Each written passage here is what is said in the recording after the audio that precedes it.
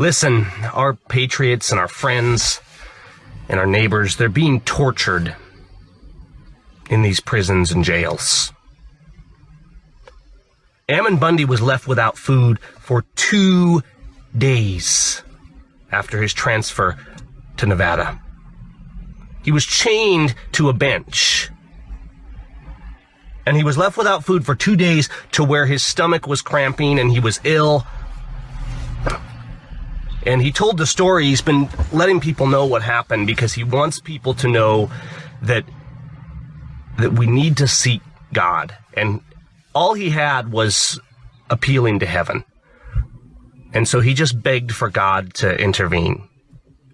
And eventually he started banging his shackles or whatever it was in there. He started banging them together to try and get the guard's attention. And one of the other prisoners heard. And eventually a guard came and he said, well, the kitchen's closed.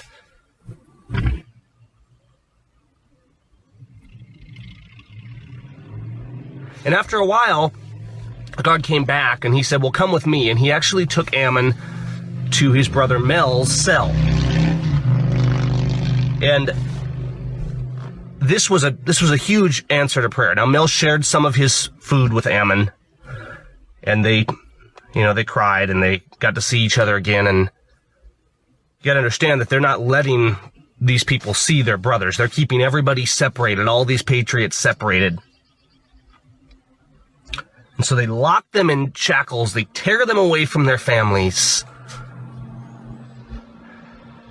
They abuse them. And the thing is that we need to understand this is not new.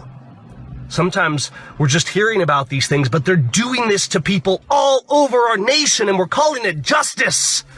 We're calling it righteous. We're calling ourselves Christian and godly and freedom-loving as we let our neighbors be abused, and we tolerate these terrorist judges, these complicit officers and sheriffs that feed people into the jaws of this injustice system.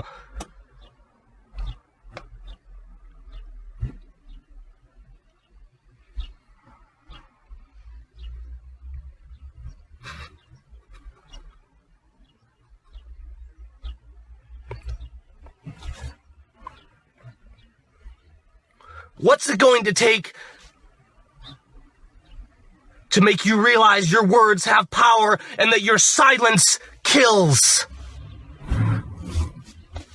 What's it going to take to make you realize that we don't have America and we don't have liberty, and that our judges and our government are the terrorists, and that these politicians we keep voting for and that say they're for us and that say Constitution are not, and they do not have courage and they will not stand. They are not with us.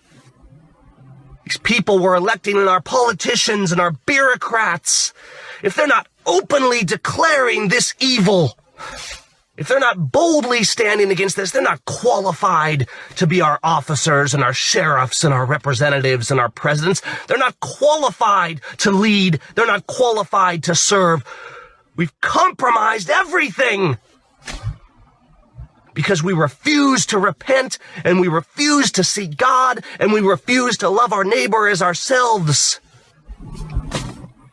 And so the patriots and Ammon Bundy, Jeff Winehouse, Schaefer Cox, innocents all over this nation are locked in iron cages. Their due process is abused.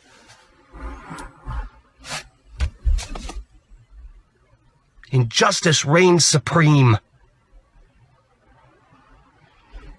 And you're not even willing to turn the world upside down. I want to turn the world upside down. I want you to be shouting from the rooftops, ringing the phones off the hooks, disrupting their system, appealing to heaven. Our prayer, the prayer of a righteous man has power, but we have to do more. Acting in faith requires action. Our faith without works is dead. Our profession of liberty and justice without action is a lie. They're torturing and they're abusing our friends and our neighbors and our communities, and we're still tolerating it. How much more is it going to take? How much more do your children have to be shackled and enslaved before you'll step up and start disrupting and standing against this evil, evil system. We can do this. We can stand, but it falls to us. We don't get to sit on the sidelines while politicians fix it for us. God help us. We can stand up.